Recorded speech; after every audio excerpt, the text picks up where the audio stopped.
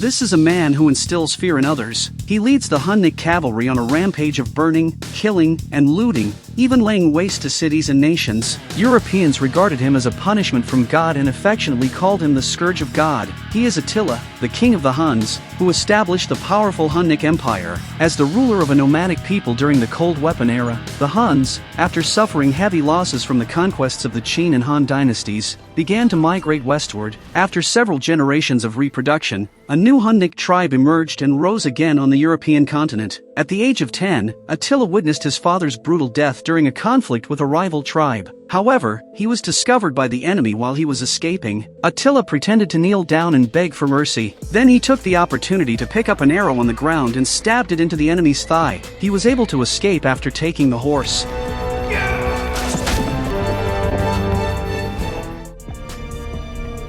Attila wandered the wilderness, and when he was thirsty, he could only use arrows to pierce his horse and drink its blood to satisfy his hunger. Eventually, his uncle, King Rua, found him.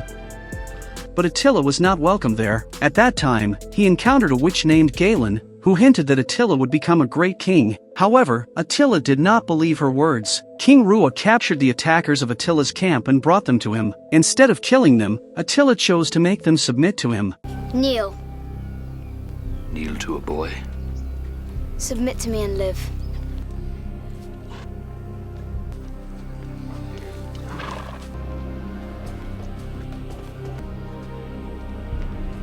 As Attila grew up, he became the fiercest warrior under King Rua. He led the Hunnic cavalry in campaigns, even invading the territories of the Roman Empire.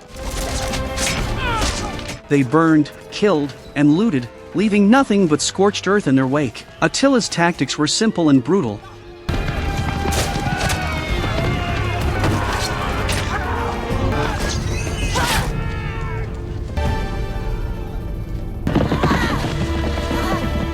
Men were killed, and women were taken captive. However, during one sacking of a city, Attila captured a beautiful red-haired woman. When he returned to the Hunnic tribe with his spoils, he was mocked by Boothe, who claimed that Attila only bullied defenseless farmers. Boothe had long been resentful of King Rua's favoritism toward Attila, but Attila paid him no mind. King Rua, aware of Boethe's jealousy of Attila's abilities, advised Attila not to let his brother's envy affect his victories. Attila acknowledged that Boethe was not entirely wrong and shared his desire to invade Rome with his uncle. King Rua disagreed, thinking that invading Rome was not that easy, and the two parted unhappily. Attila went to the riverbank, where he met the witch Galen again. He had always doubted her prophecy, but she insisted that Attila would become a king. After hearing her words, Attila remarked that once his uncle passed away, Boethe would become king. Leaders not in my visions. You are.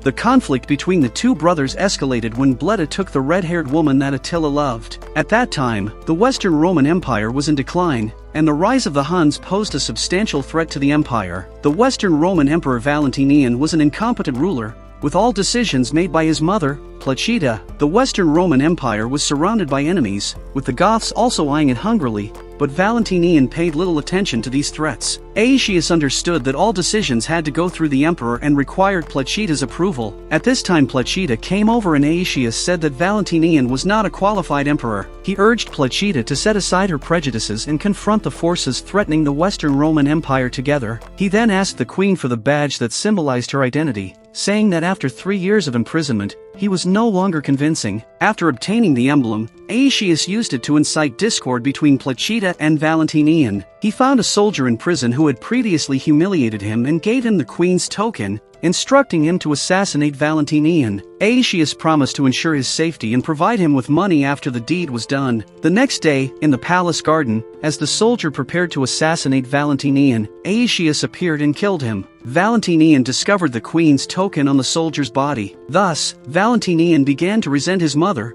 while Aetius achieved his goal. Aetius proposed an alliance with the Huns to Valentinian and personally went to negotiate with King Rua. Aetius proposed an alliance to jointly attack the Goths and share all the wealth. After a moment of contemplation, King Rua readily agreed, as this was very advantageous for the Huns. On the battlefield, the Roman army occupied a favorable position, but the Goth king was full of confidence. He looked down on the Romans and even led his soldiers in a charge. The soldiers clashed fiercely on the hillside.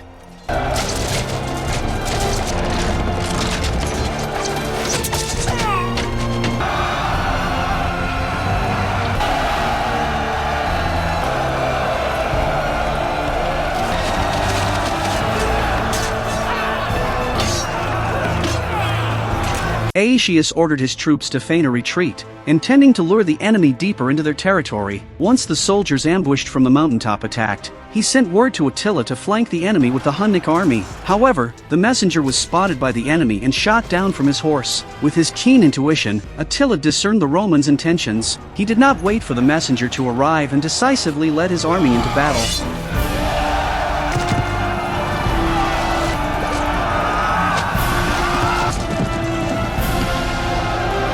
Seeing the Huns on horseback, the Goths showed signs of fear. Attila's arrival quickly turned the tide of the battle. The Goths suffered heavy losses and were forced to compensate the Romans with 2,000 pounds of gold and a large amount of grain. Aetius believed that Attila would undoubtedly become the next king of the Huns, so he invited Attila to return to Rome with him. He wanted to use the extravagant lifestyle of Rome to corrupt Attila.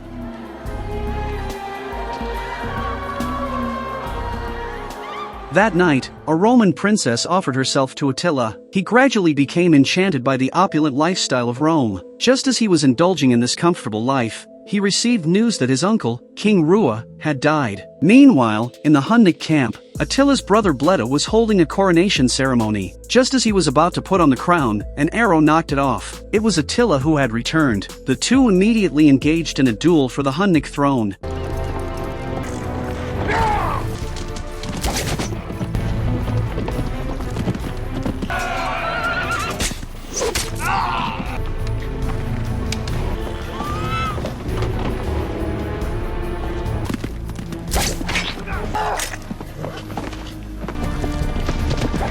Due to his years of warfare, Attila was clearly the superior fighter, and he showed no mercy to his brother. He plunged his short sword deep into Boothe's body. The Huns revered strength, so Attila naturally succeeded to the throne. Under his leadership, the Huns established a powerful Hunnic empire, which rapidly expanded. The flames of war spread across the entire European continent. Attila is a belligerent and merciless man. As his motto stated, "The land trampled by my warhorses will bear no grass."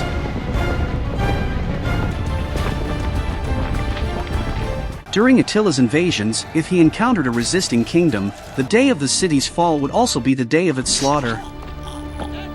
Many kingdoms chose to surrender, willingly offering treasures and beautiful women. At one point, the territory of the Hunnic Empire reached unprecedented heights, with more than half of Europe under his rule. However, tragedy struck when Attila's queen died during childbirth, and upon hearing the news, he was devastated.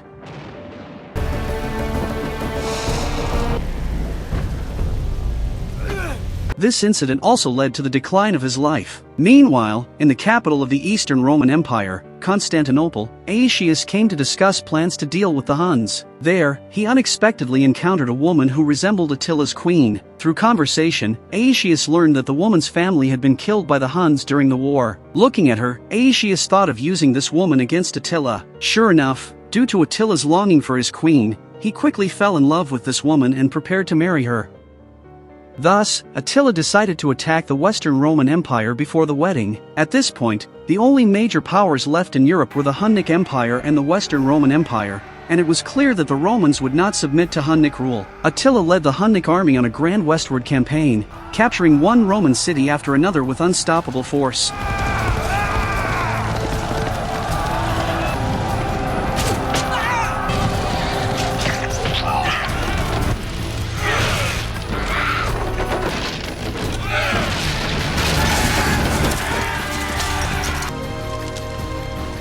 Even the heavily fortified Orleans castle could not withstand the Hunnic onslaught.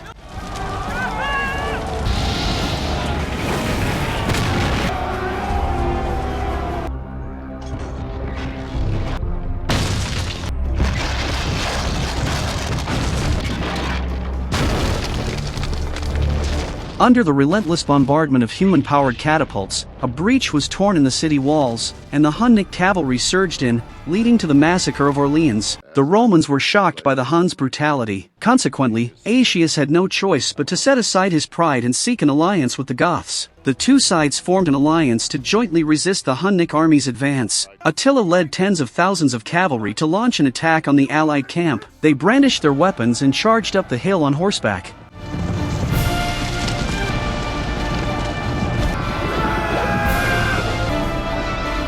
The cunning Aetius had dug numerous traps in front of their position, forcing the Hunnic cavalry to abandon their horses and charge on foot. The two sides clashed fiercely on the hillside, with the Romans rolling fireballs down from the summit, disrupting the Hunnic soldiers' formation.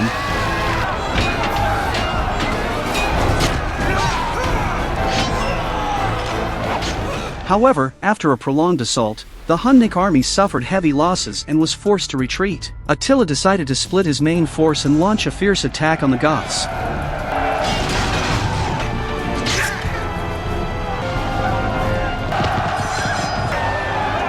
Aetius sensed this was a ploy to lure him away and hesitated to send reinforcements, but as the Goths were on the verge of being overwhelmed, he had no choice but to divide his forces to assist them. This was precisely Attila's strategy. After the Romans split their forces, Attila led his army to charge up the hill, and the Huns and Romans clashed fiercely once again. The remaining soldiers could not withstand the Hunnic onslaught, and the Romans were on the brink of total collapse. The deputy suggested that Aetius flee, but he ordered his deputy to shoot the Goth king.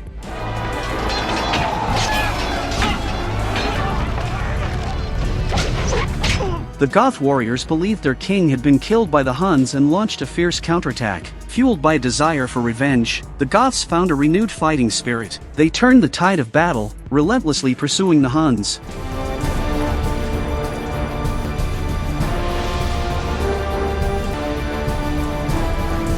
Attila's sword was also broken by a Roman soldier during the fight, and he only managed to retreat with the desperate protection of his subordinates. At this point, Attila had no desire to continue fighting. He ordered his army to retreat and return to the Hunnic court. He fulfilled his promise and held a grand wedding to marry his beloved. However, on the night of the wedding, he drank the poison that his bride had prepared for him.